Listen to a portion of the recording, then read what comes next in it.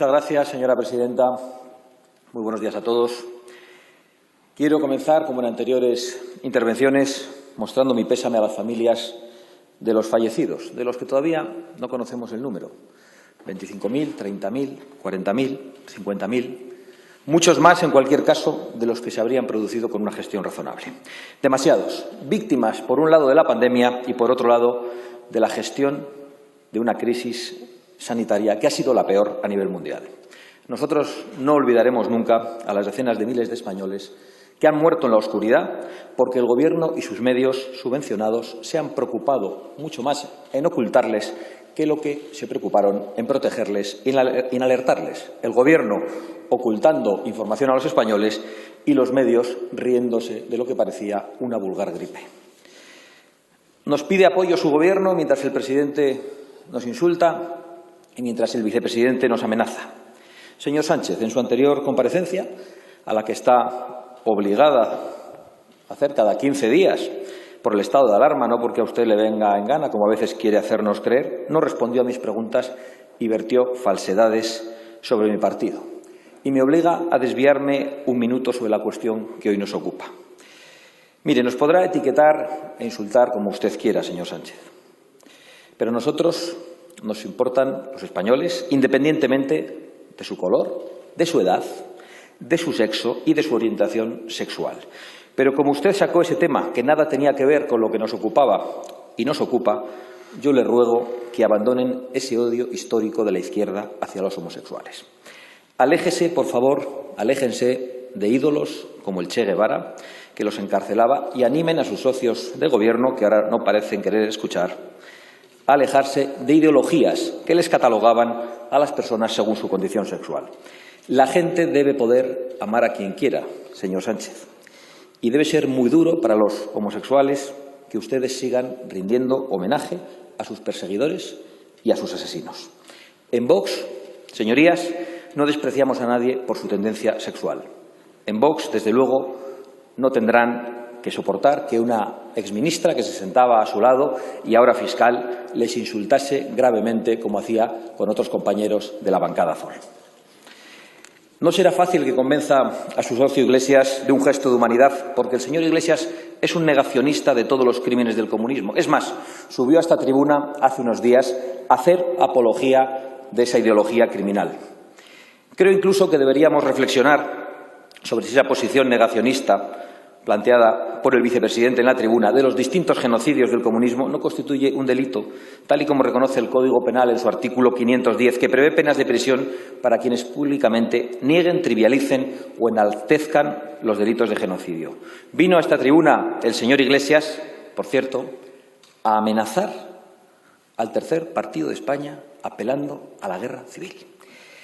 Que sepa el señor Iglesias que no nos van a amedrentar ni sus formas de matón bolivariano ni sus amenazas de chequista, ni siquiera su control del CNI. Es más, nos tranquiliza cada vez que sube a esta tribuna porque millones de españoles le conocen mejor y ven que en él solo hay odio, violencia y obsesiones patológicas con los años 30 del siglo pasado. Vuelvan al siglo XXI, señorías, y se lo voy a decir con una imagen que quizá les ayude a entenderlo. Bajo su ominoso gobierno, señores Sánchez e Iglesias, han muerto 10 veces más españoles que los que asesinaron sus ídolos en Paracuellos. A lo mejor con estos ejemplos son ustedes capaces de imaginar la magnitud de la tragedia que han causado. El señor Iglesias, con esa soberbia soviética que le caracteriza, nos contó el pasado 19 de marzo que él se erigía en responsable de las residencias de ancianos durante esta crisis. Y por eso le acusamos a él directamente del horror de la gestión, porque él mismo se señaló, porque él mismo se ungió, porque él quiso tener esa responsabilidad.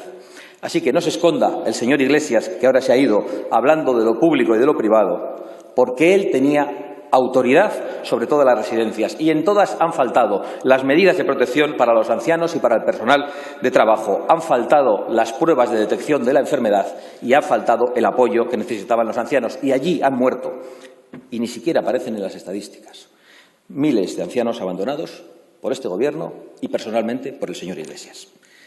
Y le exigiremos por ello que afronte su responsabilidad ante las familias de las víctimas, ante los españoles y ante los jueces. Y de poco le va a servir entonces ponerse a hablar de su adorado Lenin o de las guerras del abuelo, de las tristes guerras de nuestros abuelos. Señor Sánchez, a usted solo le he oído una verdad importante en toda su vida política, que además comparto, que los españoles no podrían dormir tranquilos con el señor Iglesias en el Gobierno. Algunos ni siquiera han podido sobrevivir a su gestión, porque no es fácil sobrevivir a la gestión de los comunistas, ni económica ni físicamente. Y usted es el máximo responsable.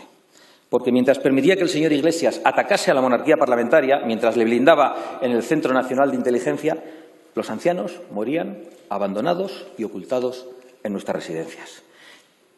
Y es que al señor Iglesias ni siquiera le gusta España. ¿Por qué le habrían de preocupar los españoles? Imagino que cada vez que sube a esta tribuna tiene que hacer un esfuerzo descomunal para pronunciar el nombre de nuestra nación, del que hasta hace poco renegaba, quizá como forma de entablar amistad con terroristas y demás asesinos nacionales o extranjeros, porque le hemos visto en las guaridas de ETA alabando a la banda terrorista ETA. Sí, el señor Iglesias lo dijo. Yo no puedo decir España.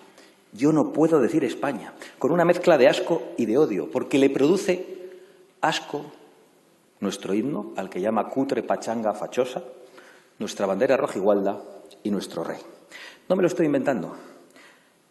El señor Iglesias hace contorsionismo cuando habla de la patria, de patriotas y de patriotismo, como hizo el otro día en esta tribuna para contestarnos sobre las residencias. Y no lo digo yo, lo ha reconocido el señor Iglesias literalmente. ¿O es que ya no se acuerda el señor Iglesias? Así que ahora, que no venga aquí a darnos lecciones sobre patriotismo o a pedir que aplaudamos su contorsionismo.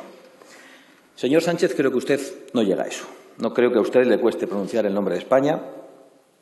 Tampoco creo que le importe mucho, y lo digo con pena. Creo que usted pronunciaría cualquier cosa, señor Sánchez, con tal de permanecer en el poder, en el palacio, con avión privado y con muchos policías alrededor. Y lamento decírselo.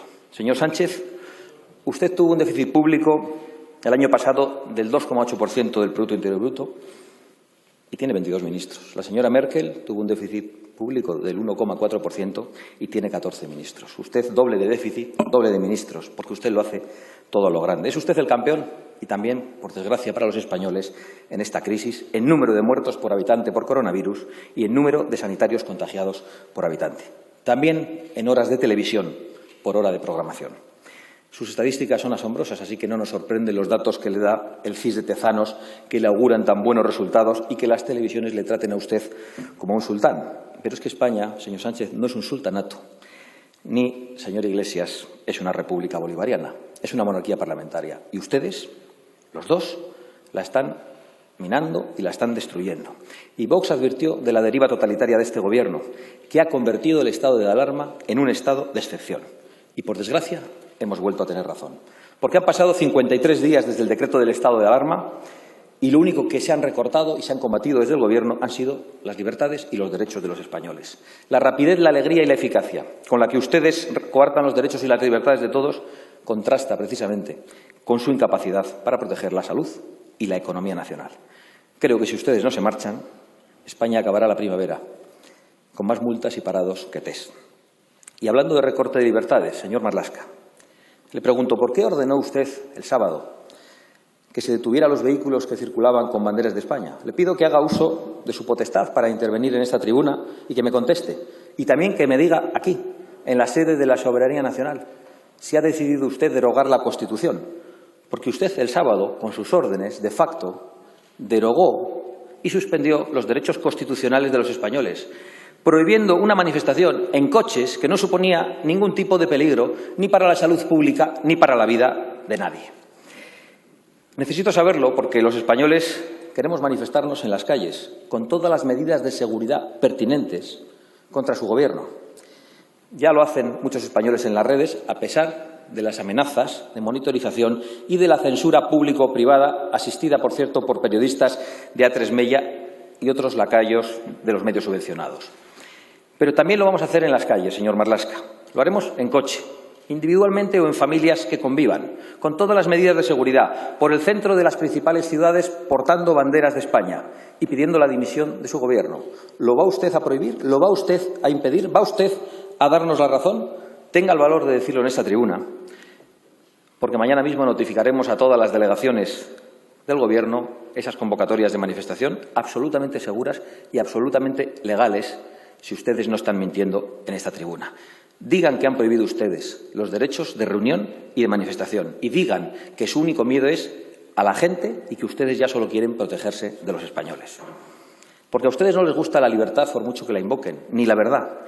Y precisamente haciendo uso de la primera, vamos a decirles la segunda, en esta tribuna y en las calles.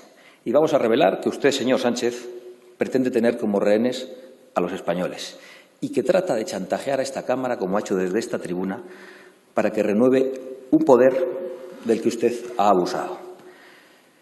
Señores de Ciudadanos, yo tengo que decir que lo lamento.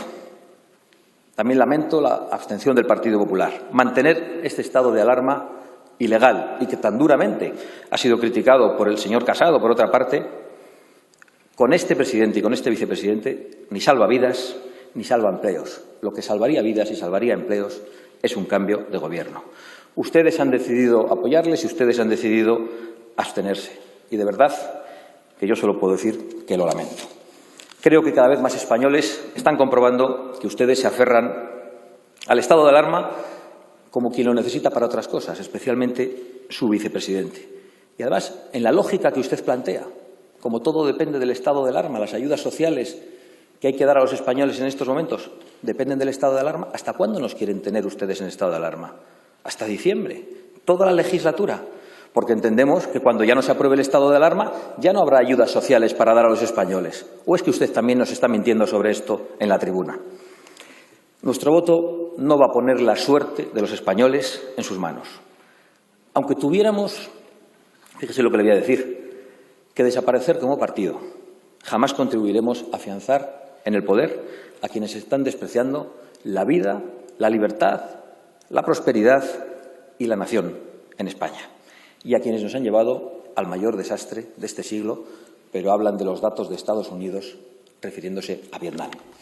Hemos tenido que sufrir su gestión, pero estamos a tiempo de impedir que se agrave el desastre que ustedes han provocado.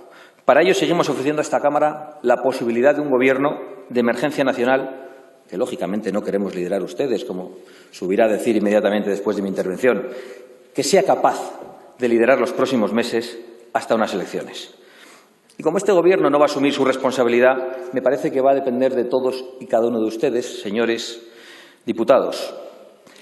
No descarto que sea necesaria una moción de censura, aunque solo sea para que los españoles sepan, con nombres y apellidos, quiénes son los diputados que quieren el mantenimiento y la continuidad de este Gobierno ruinoso que está abusando del poder. La responsabilidad es del primer partido de la oposición, pero si la delega, quizá tengan que ejercerla otros grupos. Porque este es un Gobierno ruinoso que a las decenas de miles de víctimas mortales ya empieza a sumar millones de víctimas económicas. Los datos del paro de ayer, de los que ustedes se vanagloriaban, son particularmente terribles. Les repito por enésima vez que deben ustedes, antes de marcharse, pagar las retribuciones y los salarios de los autónomos y los trabajadores de los meses de marzo, abril y mayo, de todos aquellos a los que no han permitido trabajar.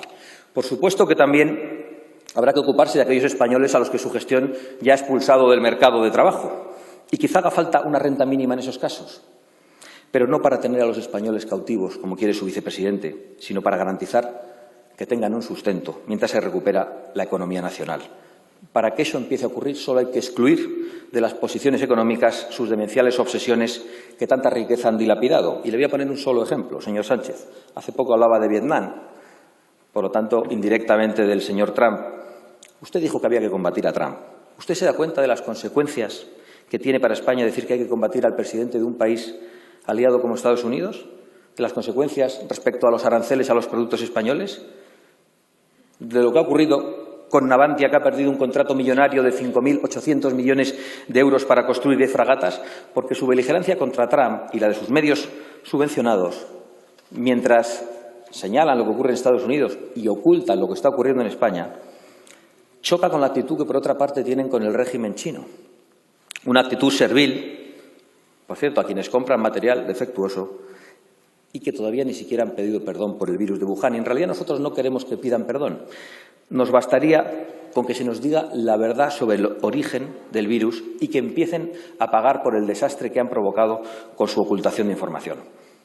En los últimos 50 años, señorías, 2 veces la humanidad ha afrontado un peligro global, uno con origen en Chernobyl y otro con origen en Wuhan. Y no es casualidad que hayan sucedido bajo los regímenes comunistas que tanto idolatra el señor vicepresidente del Gobierno. Pero volvamos un momento al Gobierno de España, convertido en hazmerreír de la prensa internacional, que dice que ya ni siquiera publica sus datos porque no hay quien se los crea.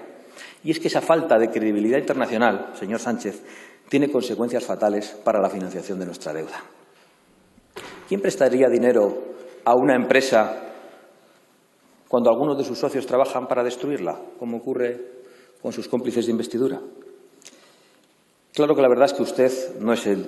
Sé que le cuesta aguantar todo esto, pero no se preocupe que enseguida acabo. Claro que usted no es el único problema, no es el único culpable. También la Europa de los burócratas tiene una gran responsabilidad y está demostrando estar contra los intereses de España y contra nuestra soberanía. Nosotros no mendigaremos dinero en Europa, lo exigiremos. Y lo exigiremos porque el Banco Central Europeo también pertenece a los españoles y porque la Unión Europea también se ha construido con las renuncias de generaciones de españoles en el campo y en la industria. Y por eso concluyo, presidenta, no queremos un rescate, señor Sánchez. Los españoles sabremos rescatarnos a nosotros mismos de ustedes y sabremos hacer el recorte del gasto político innecesario y el impulso a nuestra industria y a nuestra economía en general. Porque España, cuando no ha tenido que soportar gobernantes nefastos, ha sabido crear riqueza como en ningún país del mundo. Lo hemos demostrado en el pasado y lo volveremos a demostrar. Por eso le vuelvo a pedir, señor Sánchez, que paguen las nóminas y que se marchen. Que España tiene importantes tareas que acometer y ustedes tienen que preparar su defensa a los tribunales. Gracias, señora Abascal.